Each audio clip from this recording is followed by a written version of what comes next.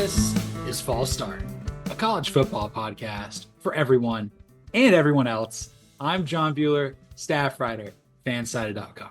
I'm joined today by a man who's not done quinning yet, but saw a golden arch off in the distance and said, you know what? It is my manifest destiny to mess with Texas. Cody Williams, content director, all gas, no brakes, no monkey business, and absolutely no touching. How in the hell are you? Dude, I'm hydrated. Shouts to all former Texas coaches that I'm a big fan of. Feeling good, man. It's a rainy morning in Santa Fe, New Mexico. So getting to do the pod while it smells like a wet dog in the house because you still got to take the dogs out even when it's raining. Zach Galifianakis took the dogs out. Did I say your name? I totally forgot if I did. I don't know. I'm Cody Williams if he didn't. I don't remember. That Yeah, was that was like 30 seconds ago. Who could possibly say? we're running on pure vibes here on this glorious Monday morning here in Atlanta, Georgia, and Santa Fe, New Mexico. This is False Start. I mean, if two towns were gonna run on vibes, it would be those two for sure. Probably But very different vibes, but vibes nonetheless. Atlanta is just be as loud and as ignorant and as obnoxious as you possibly can at all times. Doesn't matter if you're wrong, if you're right. It doesn't matter if you're wrong. If you're loud enough, you're okay. And then Santa Fe, it's just you could probably explain that a little bit to me. It's like a mix between like primal, like just pure nature, and then like art. Just a lot of art. Like if you ever Google like things to do in downtown Santa Fe and you go and like, they have like the TripAdvisor with the top 10 stuff or top 10 places to go. Like 7 of the 10 are art museums. It's unbelievable. There's not a whole lot to do. When Ray Bradbury made Fahrenheit 451, he talked about a town without any words in it, just symbols. That would be Santa Fe, New Mexico, because they don't care. Not at all. I love it though. It's great. I, you uh, know, I, I get enough words at work. I don't need it in my everyday life. That's perfect, man. And I get enough life in and out of work here, but we're going to false start a little bit with some first and 15. We're going to be reading from Ward Manual's manual with some reactions to the AP Top 25 poll. Probably the biggest thing that happened, besides apparently Tito Jackson dying. Shout out, rest in peace. Rest in peace, man. Uh, Texas is now the number one team in the country, getting 1,540 points to Georgia's 1,518. But the big thing is they got 35 first place votes and Georgia only got 23. So obviously, I think we both had Georgia still at number one, but we've had a feeling there might be enough people to sway it anyway. And it was close, but obviously it's an election year and God, no. I mean, we'll be fine. In terms of the AP poll. That's all I can say definitively. But no, like it was always a possibility. It was always like it's justifiable. Like as high as we are on Georgia, like Texas does in theory have a slightly better resume after that Kentucky game. So like if you're ranking off of that, I fully understand why this happened. At the same time, like I think it is important that like you pointed out, like it's what 35 to 23. That's a close vote in terms of first place votes. So like who I want to talk to is the 5 people who voted for Ohio State to be the number one team in the country. Who they beat? What have they done? Nothing. Not even close. So like, why is Ohio State getting that respect when Georgia and Texas already have like signature wins under their belt? So don't quite understand that. But I mean, it is a close vote, and I think that's kind of like where we are now. The good news is new SEC. This will all settle out in the wash, man. It's about to get real hectic out here. It's about to get crazy. Yes, six of the top 7 teams are still in the ICC. Tennessee moved up a spot, Mizzou went down a spot. Then Texas and Georgia flipped out. Ohio State's still at 3, Bama's still at 4, Ole Miss is at 5, and then Miami, Oregon, and Penn State round out the top 10 with Miami and Penn State switching places. There's some thoughts I have kind of with that 7 to 10 range where I'm like, I'm not so sure they got that right. Again, Oregon played really well versus Oregon State, but at the same time, I'm like, Oregon State's kind of not good. I don't know why people were voting for, Ohio State to be first place and they didn't play. I guess maybe they'll the almost lost Bowling Green is still fresh in the minds of people about Penn State, but Miami, they could be as high as 6. I don't really know how you would do that, but like I do have some concerns about Mizzou after watching them play versus Boston College. Maybe BC is good, but like everything that I wanted to see out of Mizzou didn't happen.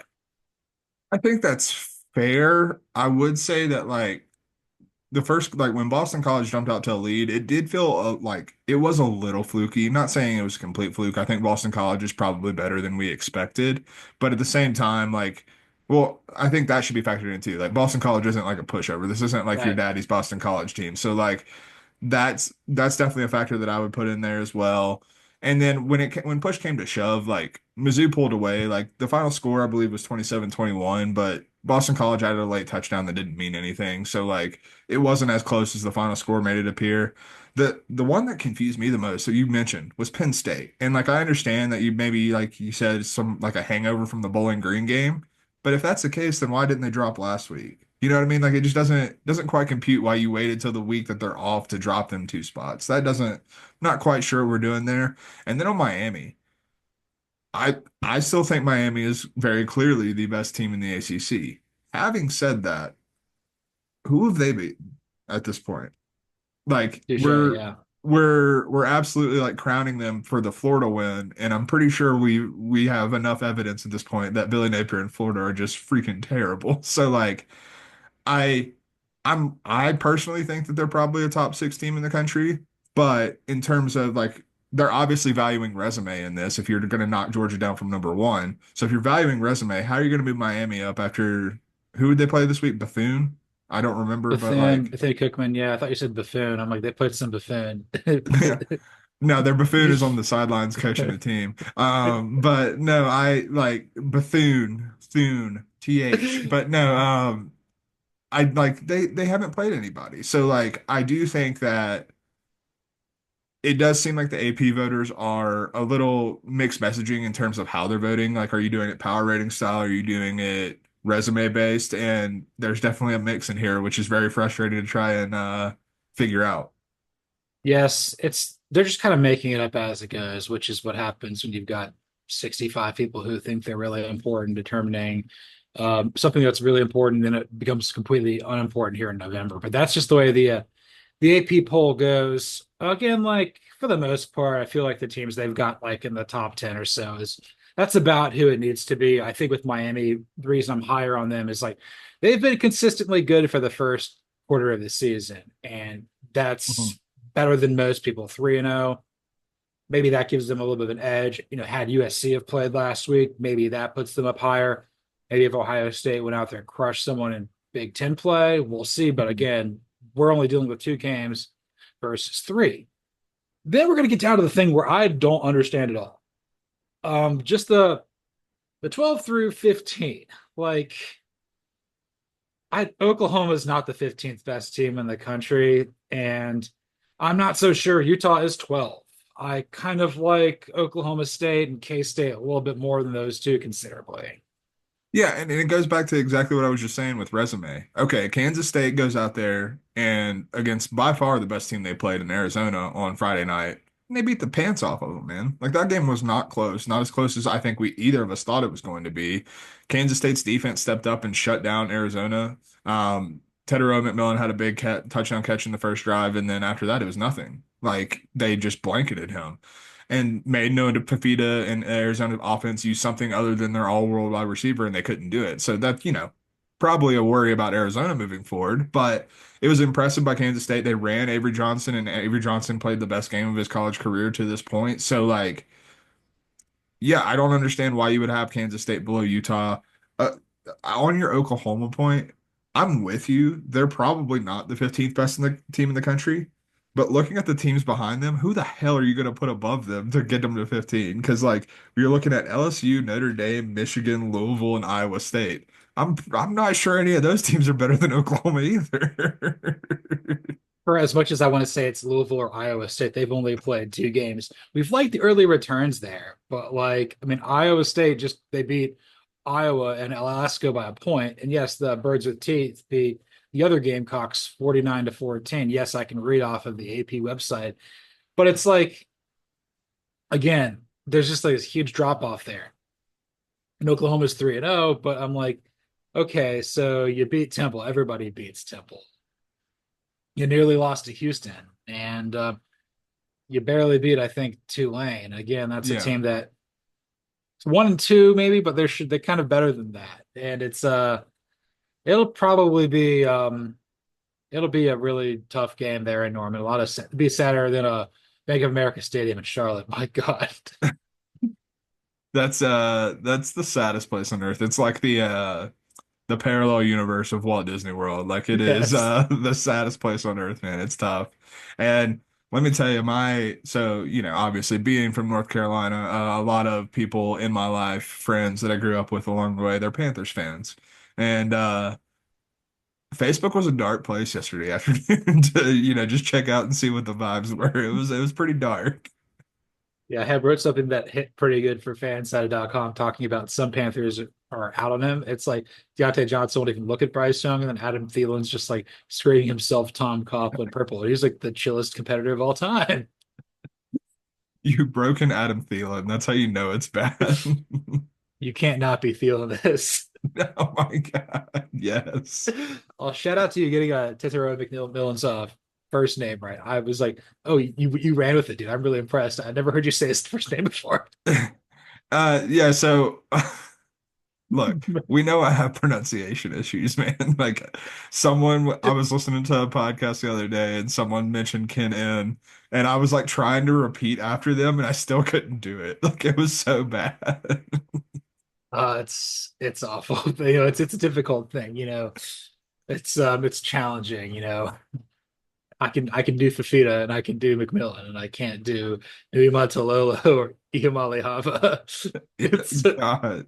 it's challenging. Any other thoughts with the AP?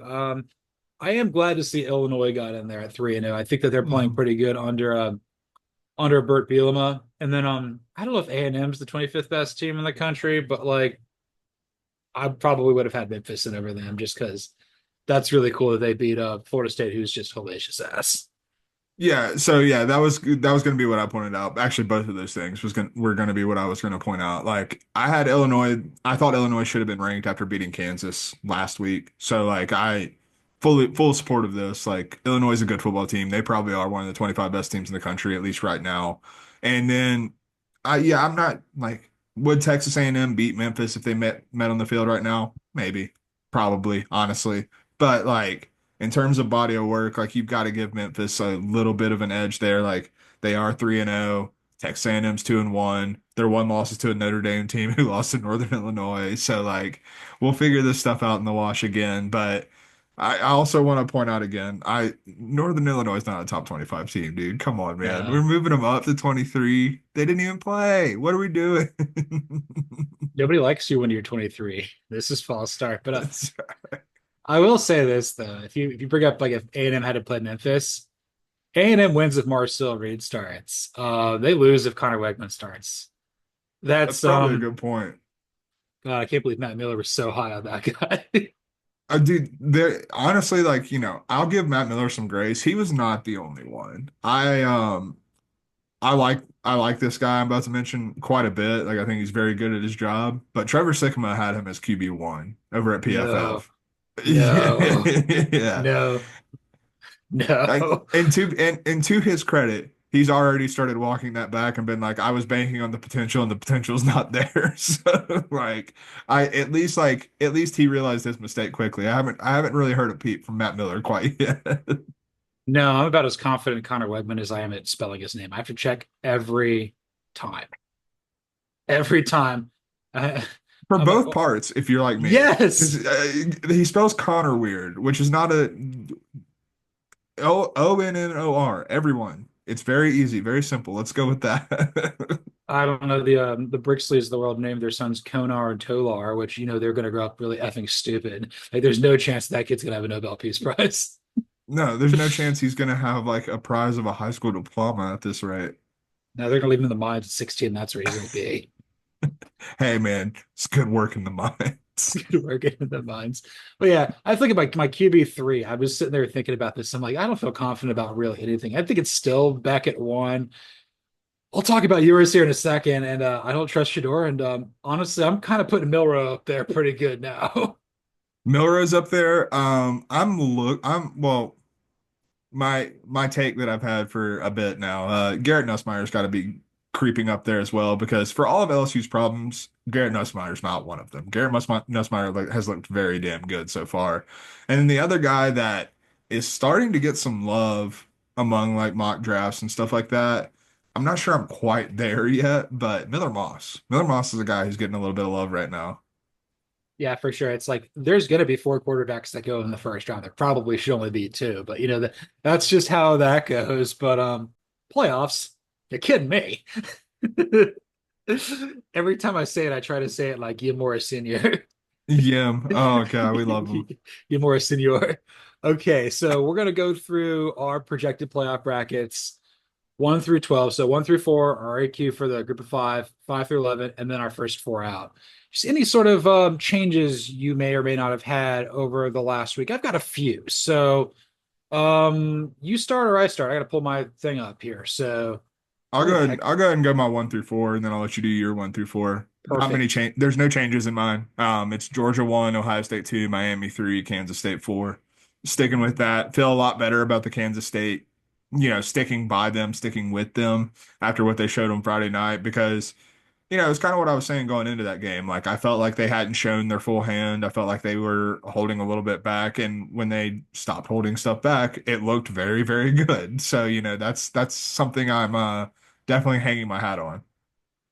I'm right there with you, but that includes a change for me. So I've got Georgia 1, Ohio State 2, Miami 3. I've got K-State in over Utah at 4. That's an impressive win. I don't know how good Arizona is long term, but it plays to what you've learned from the book of Bud Elliott. Like Kansas State was trying not to show anything versus UT Martin and Tulane, and they showed it versus Arizona. I think Kansas State has a little bit more firepower than Oklahoma State. I don't trust Utah at all because Cam Rising is clearly just he broken.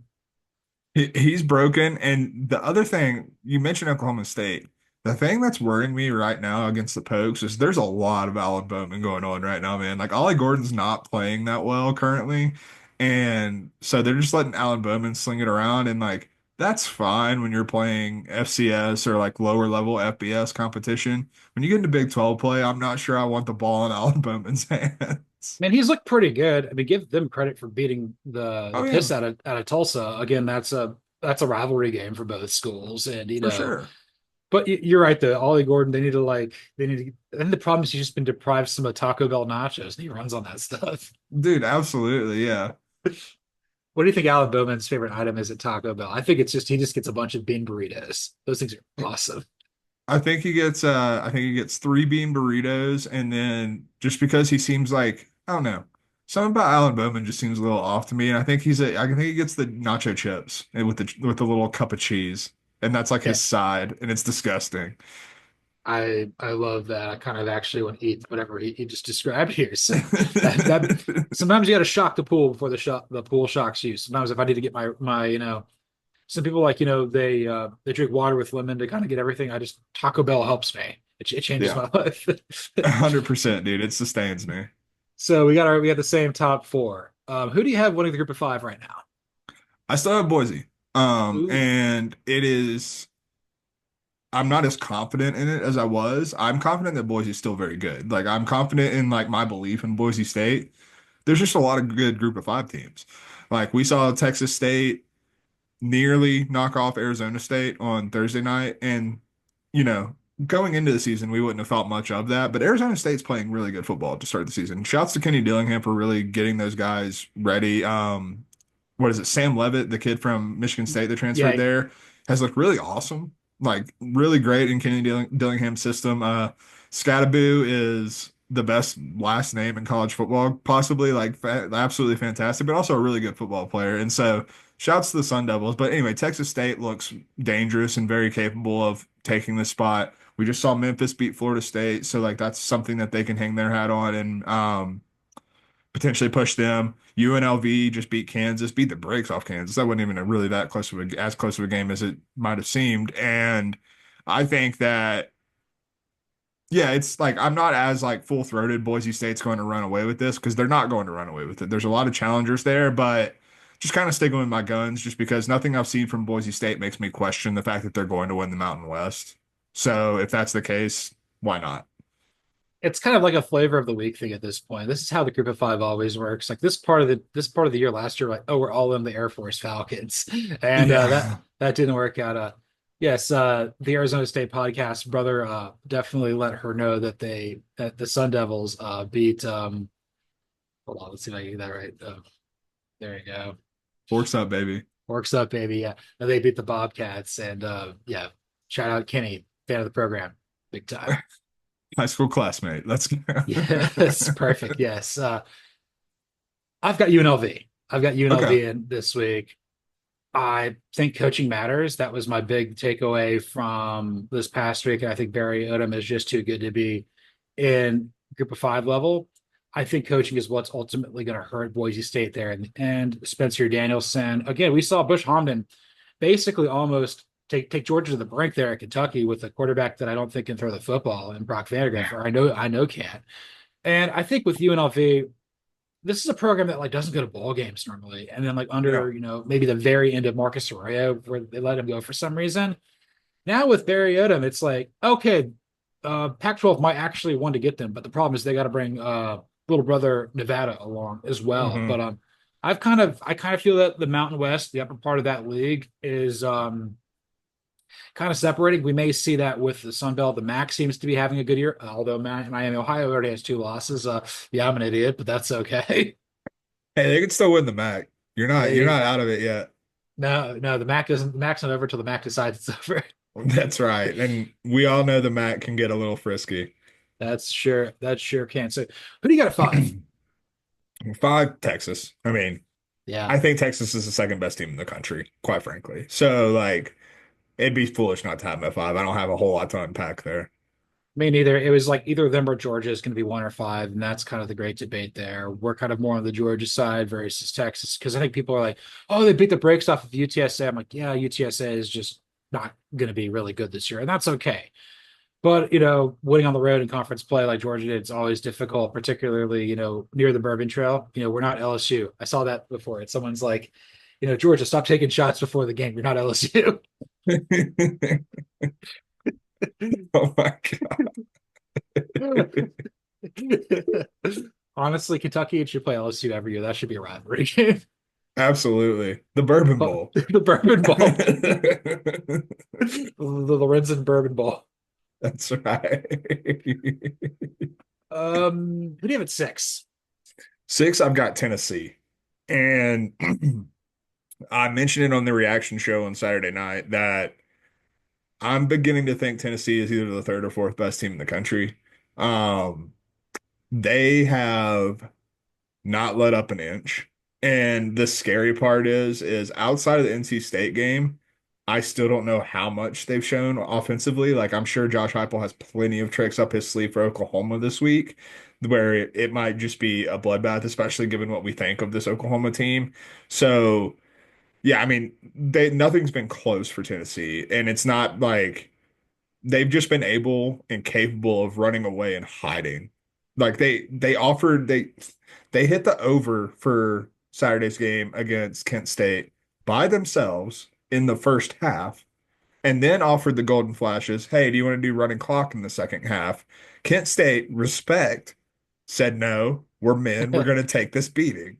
And so they went out there and they took this beating. But Tennessee's just looks like a walking death machine right now. Yes, I believe you had them moved. You moved them up this past week, this week, didn't you? So Yeah, I moved him up in every time we've done this. So that should yes, tell you something. I've got Tennessee at six as well.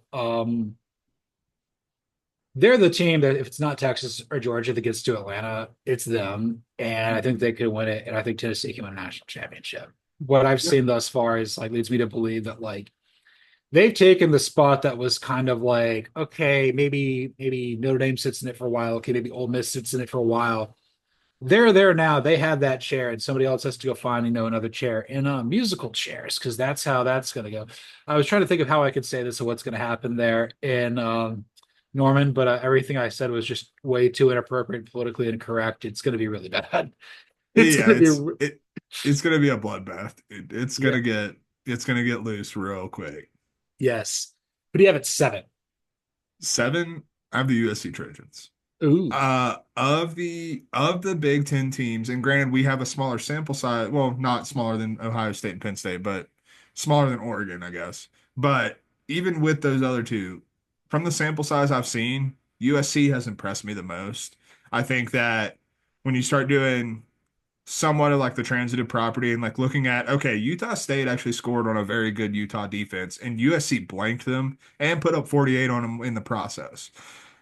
This just looks like what we were hoping USC would be when Lincoln Riley came to USC.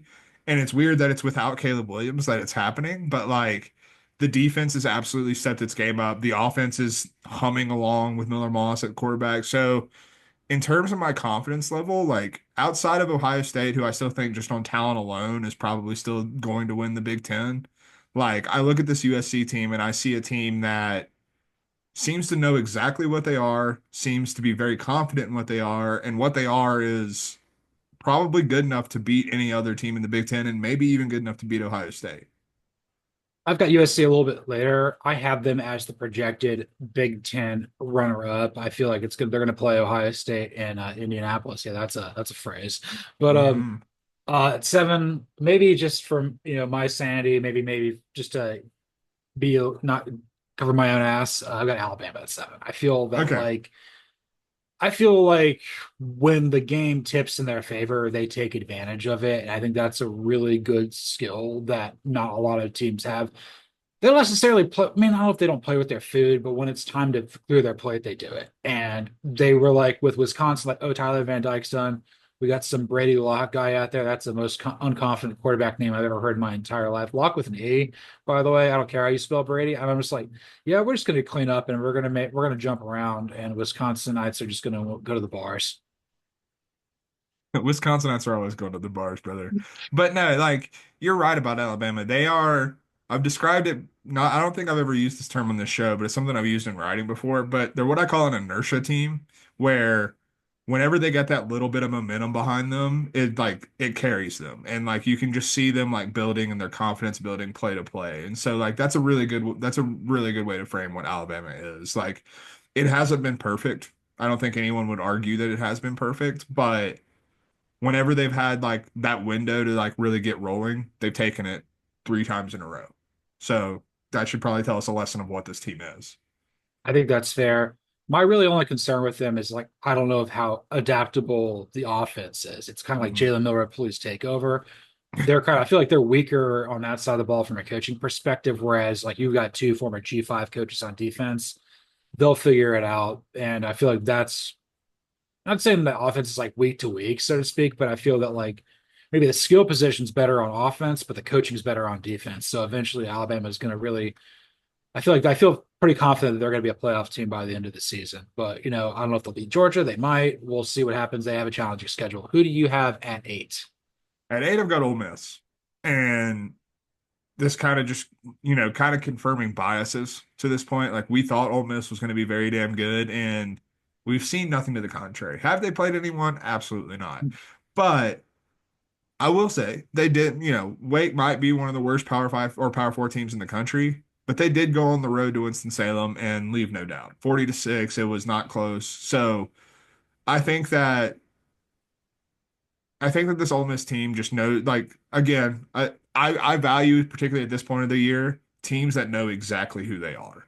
And Yes. Ole Miss knows exactly who they are. I think this defense does look much improved. Like, even Wake Forest, like, that's a game in previous years where Wake Forest is scoring maybe thrice, like putting up 20, something like that, 17, something like that. And the fact that Ole Miss held them to 6, I'm looking at that because it just, like, it's those marginal improvements that you have to kind of keep an eye on. I feel that I also have Ole Miss at 8 too. The slow mesh has some holes in it that aren't supposed to be there. Yeah, There it's are it's this is it's big mesh. It's big mesh now. a holy mesh, yeah.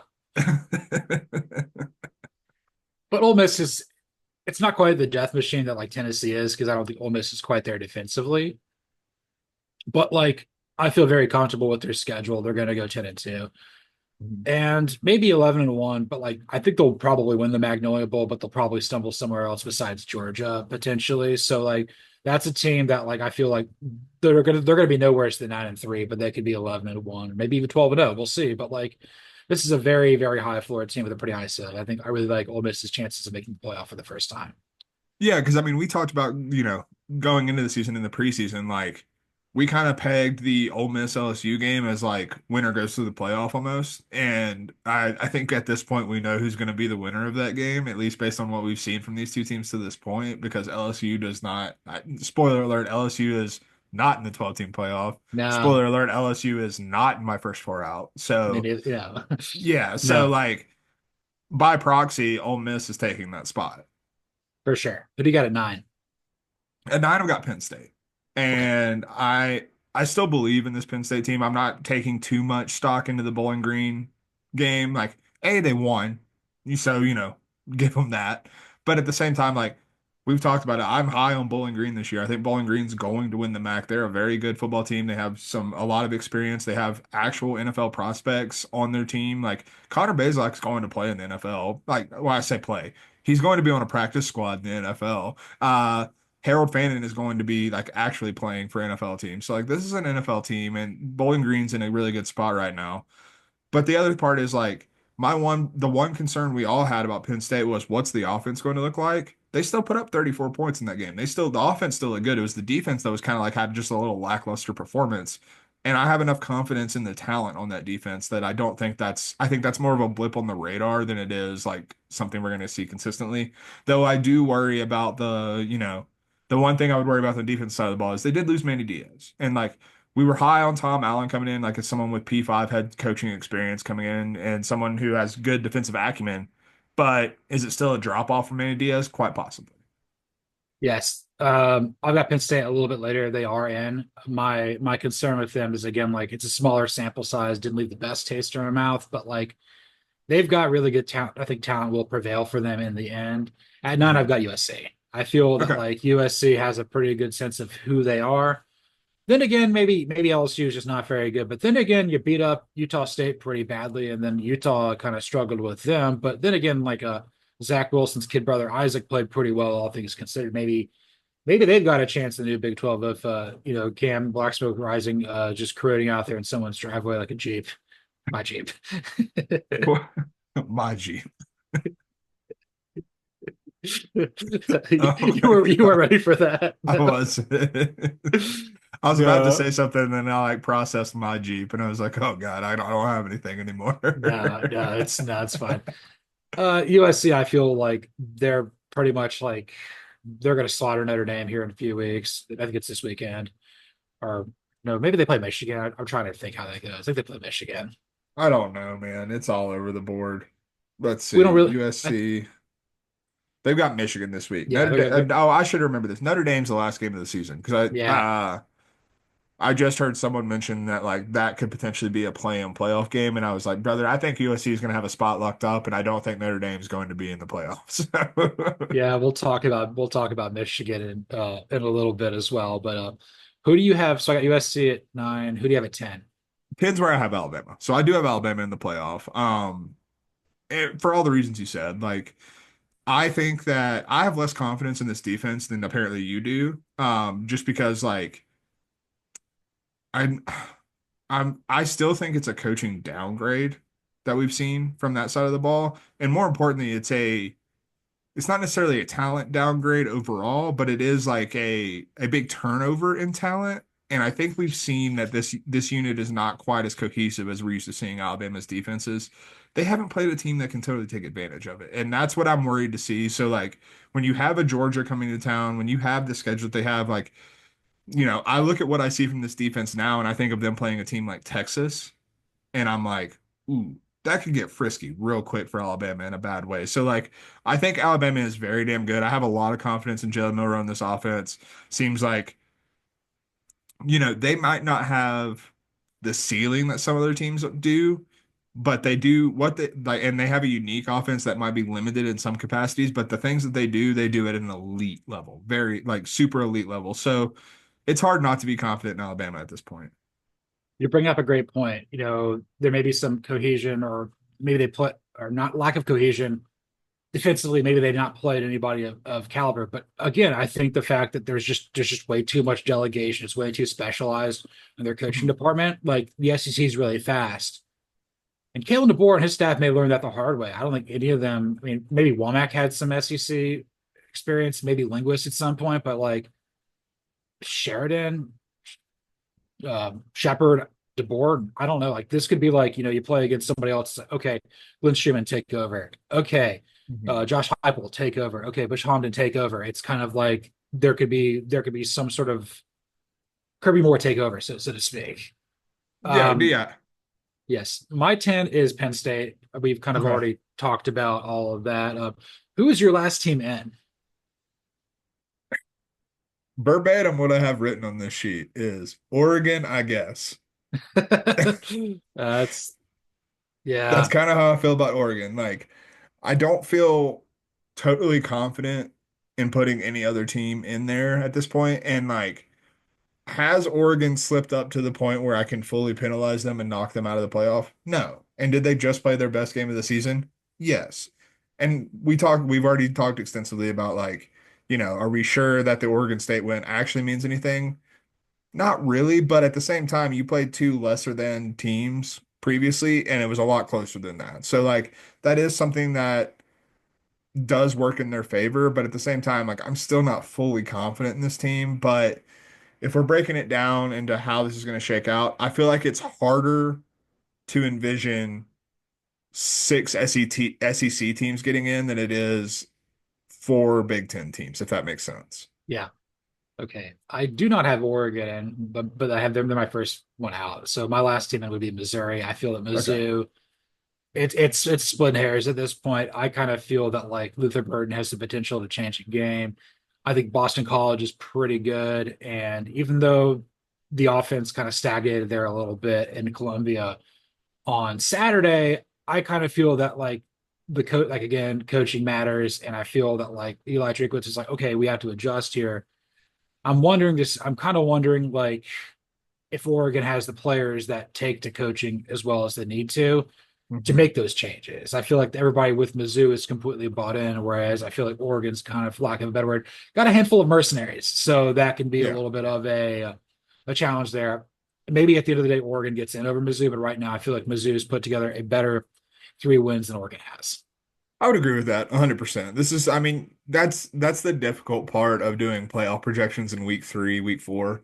Um, Yeah. we have a small sample size and we have basically no conference games unless you're Florida State, who's already 0-2 in the conference, but shouts to them. We'll talk about them in a little bit.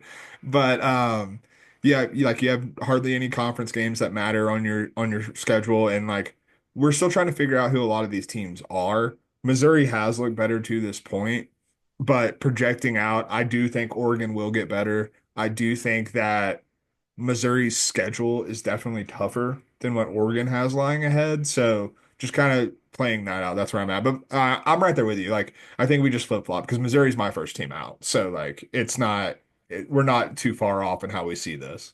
That's perfect. Who do you got for 14? 14, I've got Utah, and I'm not confident in that. I gotta tell you, 14 through 16, you could put any three teams in here, and it wouldn't bother me. At this point, I think it is in terms of Power Four teams, I think it is a 12 team race for 11 spots currently. That could change obviously as we get into conference play, but right now that's kind of what it's looking like to me. So I have Utah, don't feel entirely confident in it. If Cam Rising goes down, shouts to Zach Wilson's brother, but he's not good enough to win the Big 12 or come close to it, frankly. So I've got Utah at 15. At 14, I've got Oklahoma State. It's Okay. pretty close. They play each other this week, and we'll know a lot more about that. Ollie Gordon needs to be better. Alan Bootman's been pretty good. Utes defense has been really solid, but again, I'm wanting to see more about out of the offense. So who do you have at 15? 15, I have Notre Dame. And again, again, this is a projection thing, not a I think Notre Dame is very good thing, because I don't. I really don't. I think Notre Dame is fine. They're good. They're definitely not very good. But you look at their schedule and It's so manageable. And I said it after they lost to Northern Illinois. It is, it's both like, it's like a backhanded compliment to say this about Marcus Freeman, but after he loses a game like the Northern Illinois game, he doesn't do it twice in the same season. So, like, I do feel somewhat confident that they're not going to slip up again against a lesser team. Now, they still have USC on the schedule, which I think is probably going to knock them out of the playoff. But I do think when you project this out, like, they're going to go into November in the mix. And I would imagine still with one loss. I think that's fair. I don't have them in. The last team I've got in, I think, are the first four out. I think I've got Iowa State over Louisville, and then the next group is like the Michigans, the Notre Dames, the LSUs, the Clemsons of the world. I don't really trust any of them.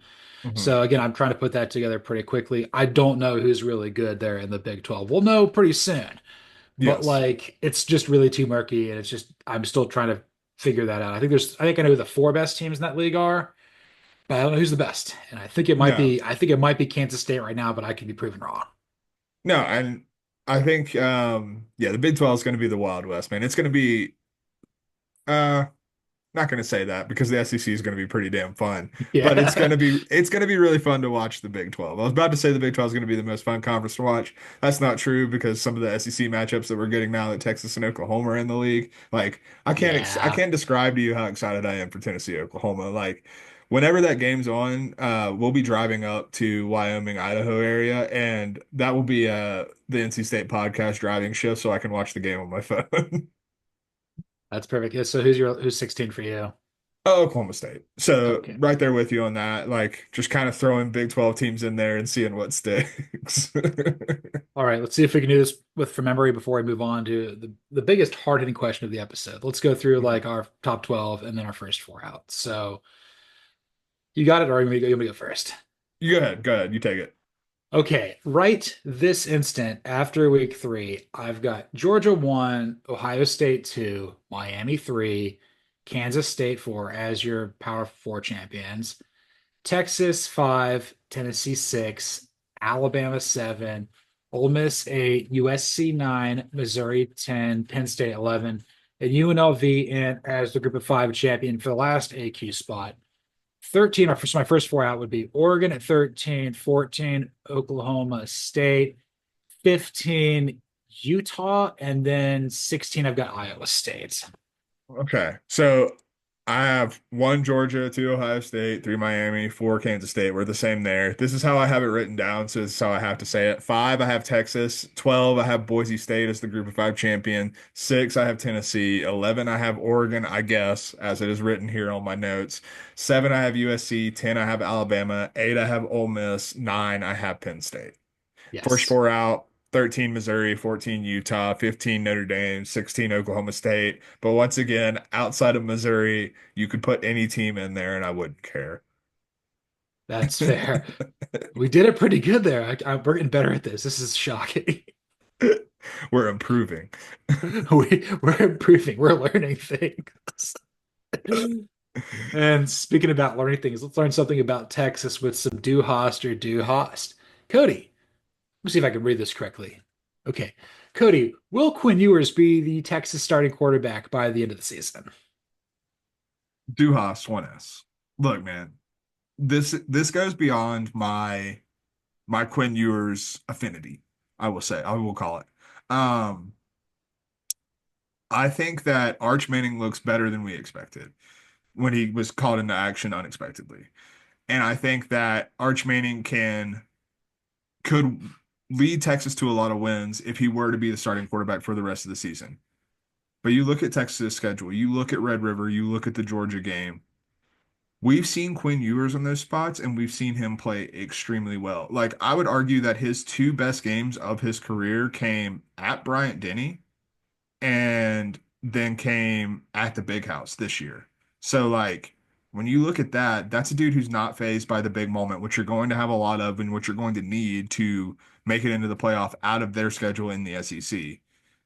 We don't know what that is for Arch Manning, and we're going to find out sooner or later. But I think that the ceiling for Texas this season is way too high for them to bank on the unknown of Arch Manning. Precisely. I'm right there with you. I'm also do Host with one S as well for I think two reasons. One, Quinn Ewers is injury prone. That's the way it is. It's going to hurt his draft stock, unfortunately. But that may allow him to go to a better team than we expect. So maybe he avoids like the Raiders, who beat the Ravens, who have a better record than the Ravens right now. It's a shock. But like he'll go to like he potentially could go. I still think he's a top 16 pick for sure. I think the talent's too good, but like Yeah. I don't think the Giants will take him at one. Maybe they will because they're stupid. But either way, like the reason it's Duhas with one S for me, it's two pronged. One, I can't forecast him getting hurt and ending the season that way. Like if Mhm. that's what happens, then that's fine. I'm not going to put Yeah. that hate on anybody. But I also think the biggest reason why it's Duhas 1S for me is I think Sark wants to keep this thing, on the tracks, Mhm. and he needs to not create doubt. And if you monkey around with this, again, we said all gas, no brakes, no monkey business, no touching. No, absolutely no touching. Like you got to just be like, look, if Arch is healthy, he's starting. It's sort of like, or not. No, if Quinn is healthy, he's starting. Excuse me. Mhm. Yes, if Quinn is healthy, he is starting because like Arch can like be like he can be a good sport about it, and I feel like that will just play better with the team. If you kind of get to the point where like it's bickering or you got like two different guys who want to play at the same time, that creates a difference that prevents you from winning a national championship. And again, if you don't win with Quinn, that's just the way it goes.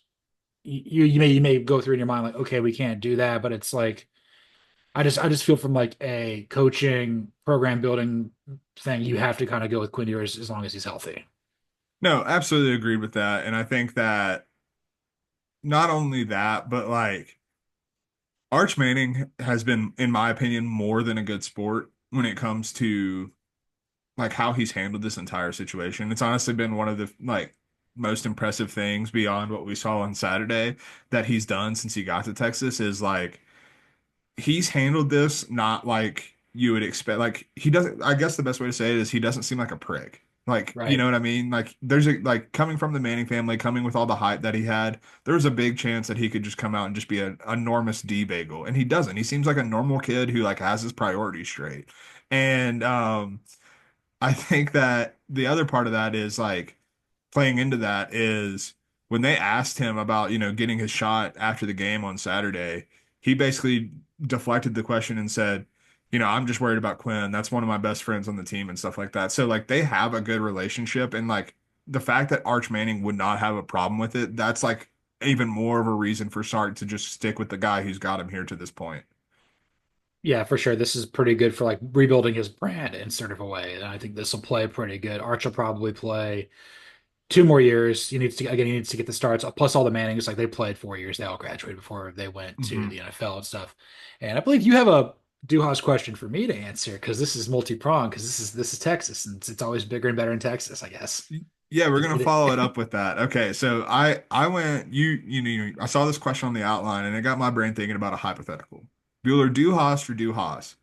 If Quinn Ewers returns and then loses Red River, do you start Arch Manning against Georgia the next week?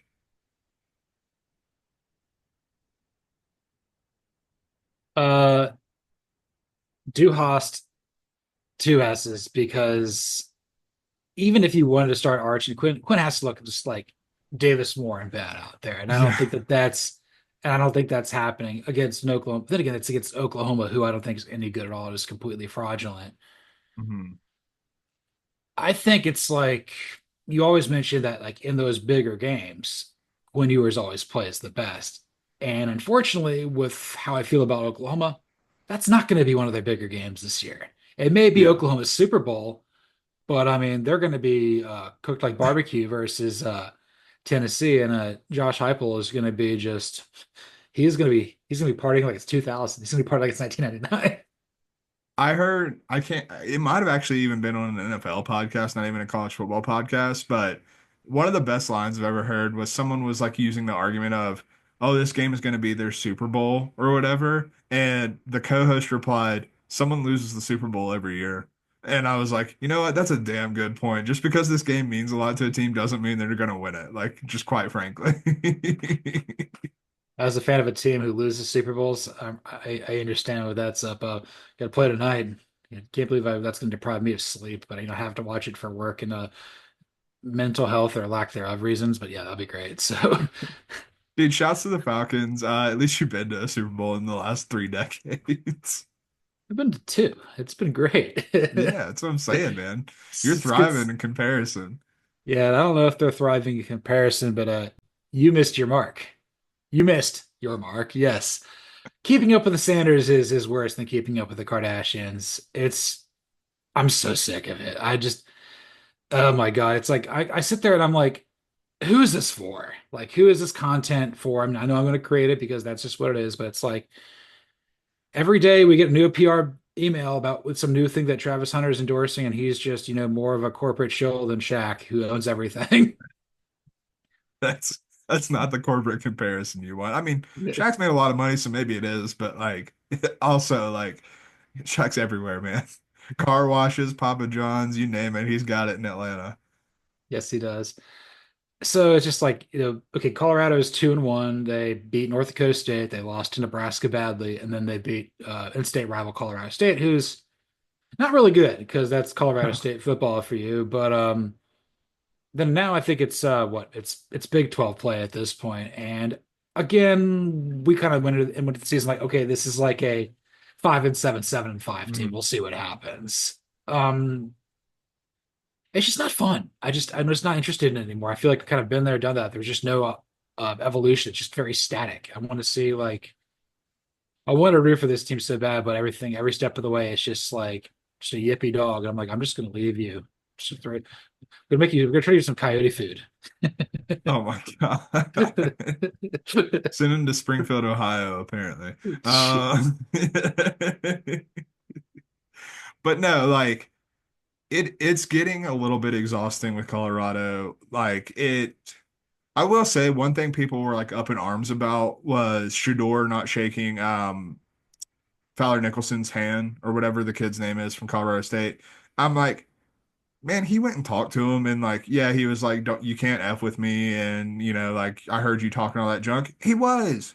We saw it. He was out there talking the entire week about how they were going to beat Colorado and they weren't even close. So like I don't even fault Shador. Like there's many things I can fault Shador for. It's definitely not that. Like of all the things we could do, that's not the one. But I think the one thing that has been sticking out to me, trying like having to watch these Colorado games and stuff like that, and I do use that term in the way that I mean it, like having to watch for work, because I would probably not be watching Colorado if that wasn't the case. Right. But like this offense, like when we first saw this offense last season, when Sean Lewis was still the OC, it was a lot of fun. Was it always effective? No. Like it got like after the first 3 games of the season, we saw it, kind of come down really quickly. But it was still a lot of fun. It was high octane, it was fast, and they were throwing the ball over the yard.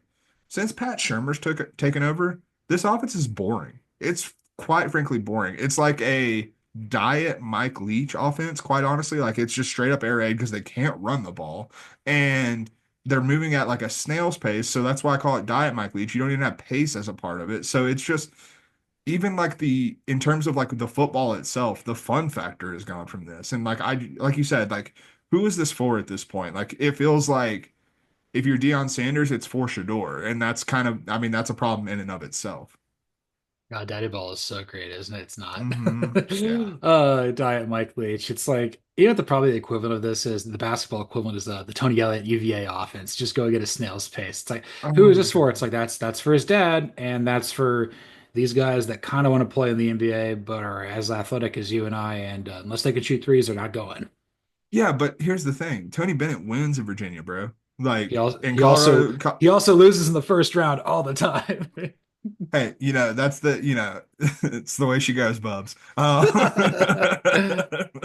But like they win a lot of games at Virginia. Like that's kind of been their MO, and like that style works. This style's obviously not working for Colorado. Like we saw what happened against a good team in Nebraska, and they're just not on that level despite all the talent that they brought in. They look poorly coached. Again, my patron saint of college football, Bud Elliott, was pointing out that, and whenever he points something out that he saw on film, I go and I search it out myself just because like I like to, good way to educate yourself on what you need to be watching game to game. The offensive line has no idea what they're doing. It's not that they're not improved in terms of the talent.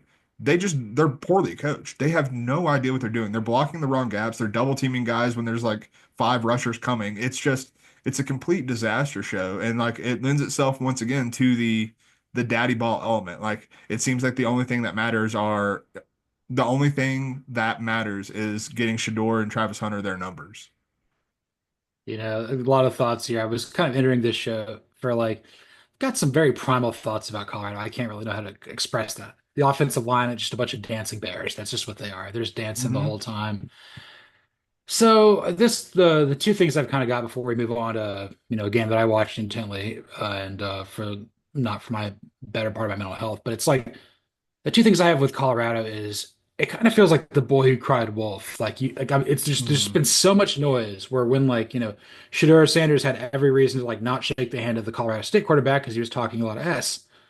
But just everything that's just been happening within this program is just noise, and like I'm not interested to get the honey from the beehive because I'm gonna get stung because it's just they can't just let me get the beehive. I can't get the honey. It's frustrating. Like I'm just tired of this. I'm tired of like riding across, trying to be like a fairy with a frog with a scorpion on my back. I know this is gonna end. Mhm. Yeah, yeah. We've heard the parable. We know. The other thing is, it's like I guess I'm trying to figure out how I would tie this in there, but it's like they've been telling us like, okay, how great this is, the great this is. It's like somebody keeps making food and you don't like it, and like they've been cooking it the wrong way. It's like, you know what? I really hate boiled Brussels sprouts, but you put them in the oven and you roast them and you throw some olive oil on there, some salt. Those are great, and they keep making like really bad, just some food like there's a certain style. Like I don't like cooked carrots, I not that much. I love them raw and so carrot sticks. It's like they keep giving me the same sort of thing, and I'm like, I just don't want to eat this. Can I get something that's just a slight variation of this? It's not good. I'm tired of it. Yeah, I've got a perfect real life example for this. My mom, God bless her, love her to death, you know, raised me, light of my life. But Mama Ruth refuses to cook a steak that's not well done. And let me go ahead and tell you, I don't eat my steak well done. So, like, at the end of the day, it's steak. I'm still going to enjoy it, but I'm having to slather it in A1 when I normally don't put any sauce on my steak just because, like, this isn't how I want it. Like, I want medium rare, I want the pink, want a little blood, but, you know, we're not getting any blood. We're getting well done steak at Colorado. That's true. I like it medium. If it's too pink, my body can't handle it. I almost died eating brisket once. So like Yeah, just yeah, I my get it. body my body can't take the beef fat. And we're gonna move on. We're gonna move on from some beef fat to some cat fat. If the cats have fat there with some I'm trying, Jennifer. Mark Stoops, what are you doing? It was Kentucky's decision to punt on 4th and 8 from the Georgia 47, down a point with 3 minutes left. That's just some finesse stuff. And I'm happy with the outcome because that was my team. Georgia should have probably lost that game, but like you have the chance to pull off your first upset of Georgia since 2009. You should have just gone for it. Mhm. And that was playing scared. And that may hurt Mark Stoops and his team for the rest of the season. It may hurt his job a little bit down the line. That was a really costly decision. He talked about, the numbers and everything like that, but emotions, like you need to go for it there.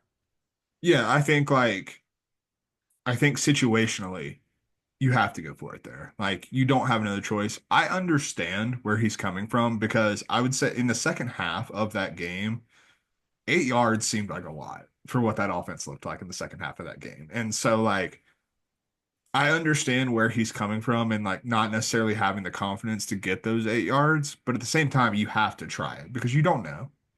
Maybe you dial up your best play in that moment because the alternative was you barely had a chance to do anything. So like if those are your two alternatives, you've got to give yourself a shot. And he took away his team's shot. Definitely. I'm trying to figure out like what you do. We know that Brock Vandagriff's not going to be able to throw it deep because he just has no accuracy. Maybe you develop some sort of like option run. Maybe you have like a pitch built in there, but then again, maybe they don't trust him there. They needed to trust him for one play offensively and they couldn't do it. And it Yeah. was like kind of heartbreaking. Like Kentucky's got great fans. They love that team. They support all their teams very well. Great athletic program.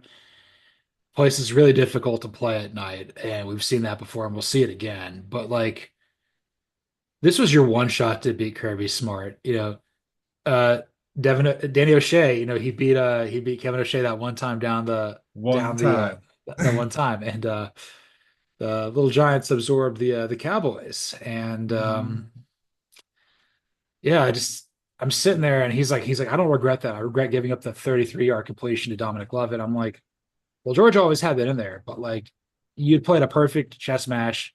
You got Georgia out of its comfort zone. You muddied it up. It's like I'd be really mad if I was a Kentucky fan like this that your coach didn't do it for you. I feel like he owed it to Big Blue Nation to do that. He did do it.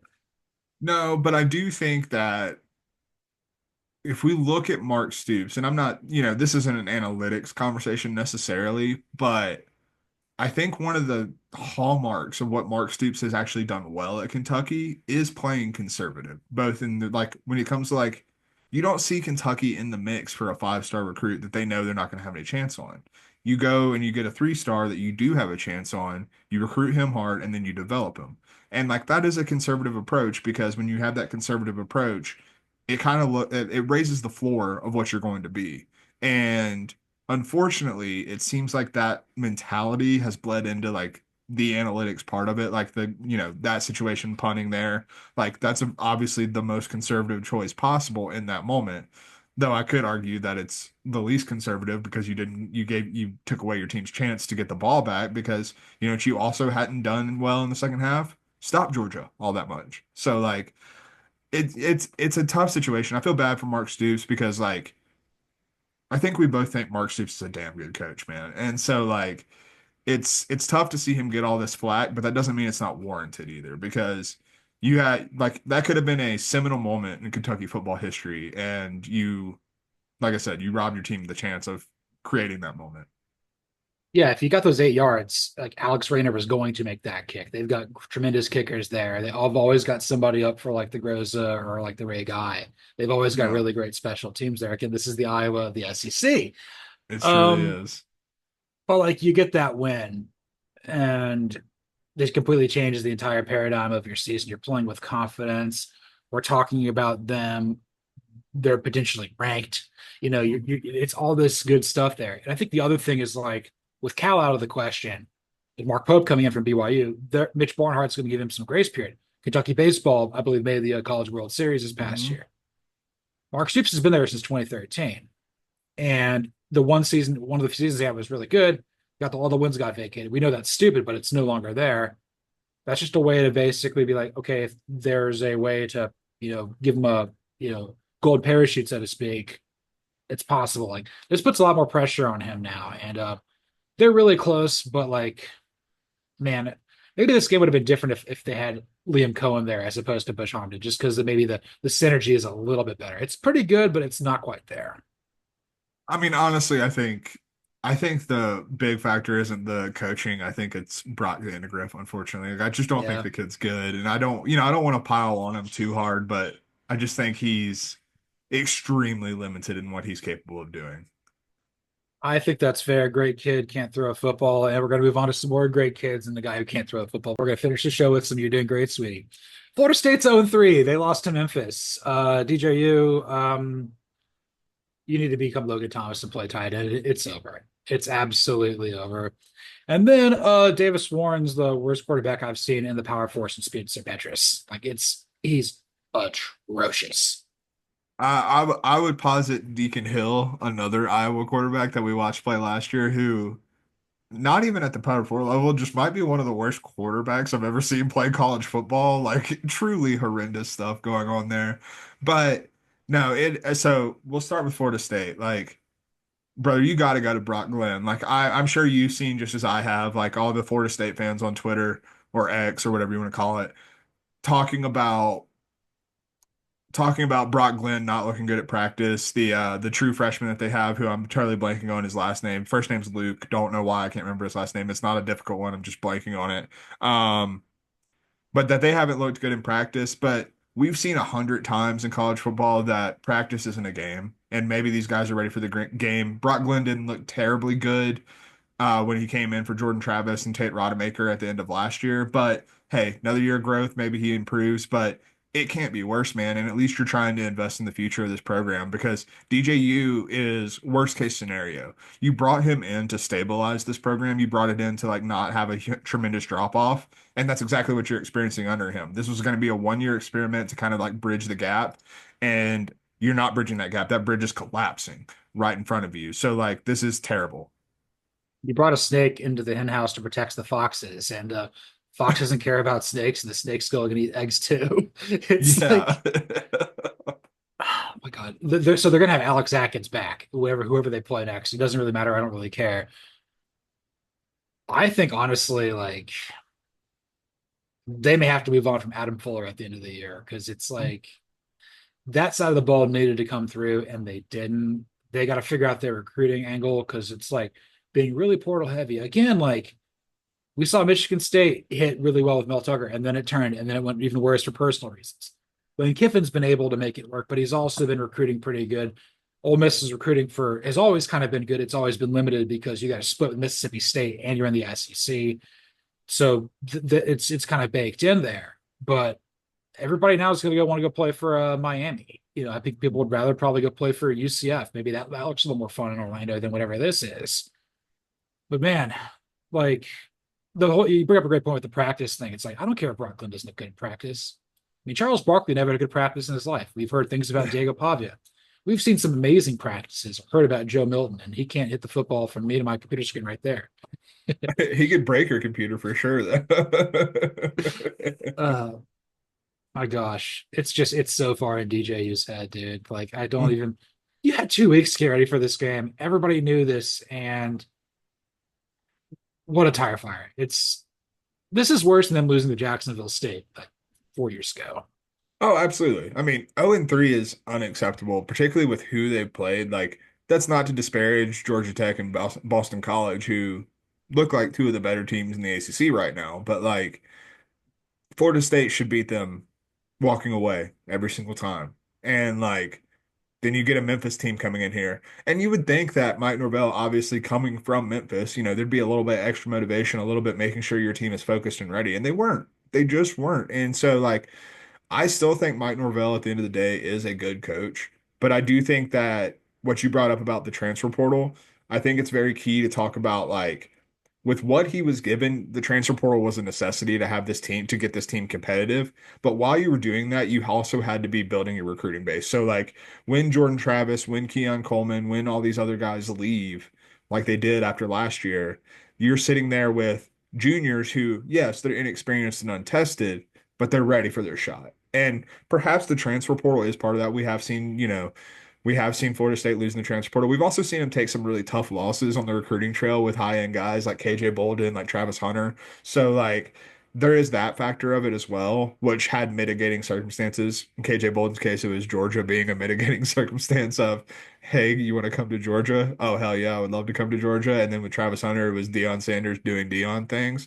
But like end of the day, Florida State shouldn't be in this position. And I am confident that eventually Mike Norvell can get them out of this position. I don't think this is a long-term, like a diagnosis of a long-term ailment, but I do think it is a massive swing and miss. For sure. I've got 2 thoughts, and then we'll finish up with a little bit of Michigan here. So you got to take advantage of the recruiting, and they kind of were more portal heavy than they were internally because, like, with the 4 Power 4 schools in Florida, not all of them are going to be down at the same time. We saw USF or UCF kind of go through transition. They're kind of figuring out their new identity there in the Big 12. Florida or Miami, like Miami started to figure it out. It was notable. One of them was going to figure it out. And like Florida State usually is the best team in the ACC for recruiting purposes, tradition, everything like that. In-state, easier to get guys in, easier to keep them there. Good place for coaches and stuff. A lot of people love going there for their graduate programs and everything like that.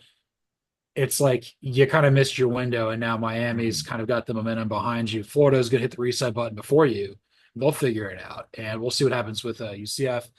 Then I guess the other thing with Memphis, Ryan Silverfield, yeah, he may be looking to get a bigger job now. That's a big profile win. Memphis may win the group of 5. We got to start taking them a little more seriously. The American may not be as good as what we think it is, but Memphis is certainly on people's radars. Michigan, Michigan, they are for all the wrong reasons. They almost lost to Arkansas State. I mean, it's bad. It's really bad, man. And like, I think the other thing that's really sticking out to me is we can talk about Davis Ward and the offense all we want. And like but it is what it is at this point. You know what I mean? Like you don't have a quarterback on your roster who can capably throw the football at the Power Four level. Like point blank period, that's what we're looking at. Because your other option outside of this was brought to my attention, and I don't think I realized this, quite frankly, but their other option outside of Warren and Orgy is Jack Tuttle, which is a name I hadn't heard in quite a minute. So like, yeah, you're not exactly like overflowing with quarterback talent in this room right now. So we know what this offense is going to be. Honestly, just put Orgy in there and run the freaking option at this point. It might be your best bet. But the other part of the thing that has surprised me the most about Michigan is how much of a drop off we've seen from Jesse Minter to Wink Martindale. Because like I don't think there's no reason to question the talent of this Michigan defense. Like we know Mason Graham, Kenneth Grant, Will Johnson, all these guys, like they are elite talents. They're going to be first round NFL draft picks. But when you allowed 18 points to Arkansas State, and granted, your offense is putting you in bad positions pretty consistently because Davis Warren's terrible, but even still, you would hope that Michigan would be able to lean on that defense. And as of right now, that I'm not entirely confident on that. Like we saw what Texas did to them. Like they faced an elite offense and got just like a hot knife through butter. It was not close. So it just I'm I'm wondering if Sharon Moore might be a 1 year head coach. I was thinking the exact same thing, even though he signed that contract. It's become very apparent he doesn't want this to be his team. He still thinks it's Harbaugh's team. Hmm. And it's like, so you hired Wink Martindale because of like, the Harbaugh connection and everything like that. And we saw Jesse Minter be an ascending defensive mind, and obviously he's doing really well there with the Chargers, completely smoking Bryce Young, which I think anybody can do because yeah, I quoted some Smashing Pumpkins in that article at the end of the day yesterday. I don't care to Oh, baby. I don't care to shake these Panthers blues, but they don't know as listless as they are. But Wick Martindale has taken a beating in terms of this is a guy we thought we could be an NFL head coach 2019, and now I don't even know if he's really ready to be a college coordinator. Maybe the game's changed since he was last at WKU on Hmm. Jack Harbaugh's staff back in early 2000s, but like just run the triple option with Alex Orgy. You can run the ball. Obviously, it's going to absolutely decimate your recruiting because the Mason Grahams and the Will Johnsons of the world aren't going to want to be there. You're not going to get a Donovan Edwards unless they're really in state or something like that. The Jahmyr Gibbs of the world, you got to find the equivalent of that. But you may have to completely reboot this thing. I know you beat Arkansas State, but you should have beaten Arkansas State going away. It's not. I'm seeing it right now. This is. You got the sanctions too. You can't really recruit. Hmm. Everybody knows it's coming. Hell, in a bad place to be is what ACDC said, but Ann Arbor might be a bad place to be right now. No, it definitely is. And I honestly think you're right. They need to reboot. And I think the biggest thing they need from the reboot is something you mentioned with Wink Martindale. He coached with Jack Harbaugh, right? And not an age thing, but I think that the best thing Michigan can do for itself right now, and this might seem counterintuitive, is to get away from the Harbaugh footprint. Because the thing that I think people don't realize, or Michigan definitely didn't realize at least, is that there's only one Jim Harbaugh. And like his brand, his like tree that obviously the whole family works within, that only works with Jim Harbaugh. It doesn't work with one of his proteges, with someone who he's worked with previously. Like there's only one guy who can sell his stuff the way he's selling that stuff. So like I think when you look at all of this, it really just informs the conversation to me that he needs to get away from, or Michigan, excuse me, needs to get away from the Harbaugh footprint and just completely reset this in a new way. Like, it's not going to be completely new because so much of Harbaugh's identity was Michigan man, and that's obviously like something Michigan can definitely bank on moving forward. But like, it needs to be a different version of that than what like Sharon Moore basically cosplaying as Jim Harbaugh. That's a frightening image, but yes, obviously John Harbaugh's like, well, what Wink knew what he was doing. I'm like, you guys are 0-2, and Lamar Jackson can't win in crunch time. So follow me on this. Maybe this is the last kind of little bit I've got before we wrap up the program here. I think Santa Ono needs to clean house. I think he needs to get Hmm. rid of War Manual. I think he needs to get rid of Tremor. You keep Dusty May, we see what happens. And you know what I Yeah. do? I hire an ascending AD. Yeah. I go get Jamie Pollard from Iowa State, and I get Matt Campbell to come I because like that would that. work. That would work. And Yeah. Iowa State, for what I recall, doesn't have a baseball team because they just don't have the people. You have the ability to do that with Michigan. Maybe get Derek Jeter, who almost played there, kind of be a booster, help with that. Matt Campbell with the blue collar ethos at Michigan under JD Pollard, that could be the program that Michigan and the Michigan faithful deserve.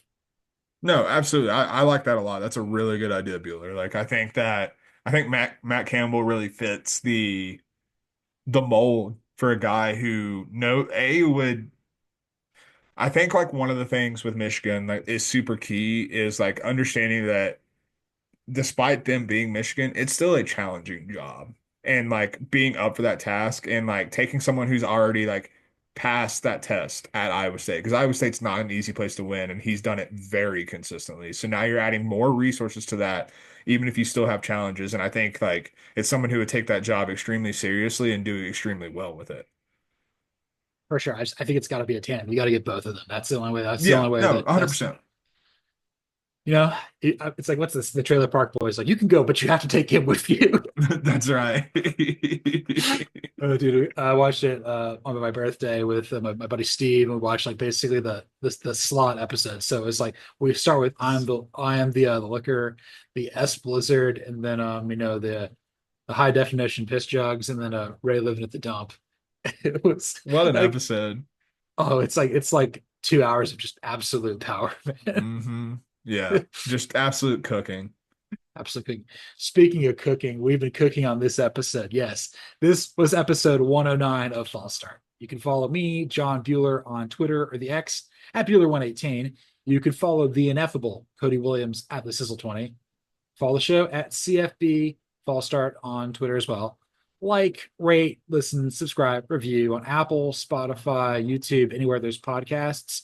Hit that subscribe button. I appreciate all the stuff we've gotten there on YouTube. If you want to leave a 5-star review on Apple, that would be absolutely tremendous too. 5 stars. We Five need five of stars. them. If it's four, we don't want it. Five. Yes. We want to have five. We don't want to do four. We don't want to do eight. No, sir. No forks up in the reviews, please. No forks after this. Put a fork in her. She's done. And this is false start.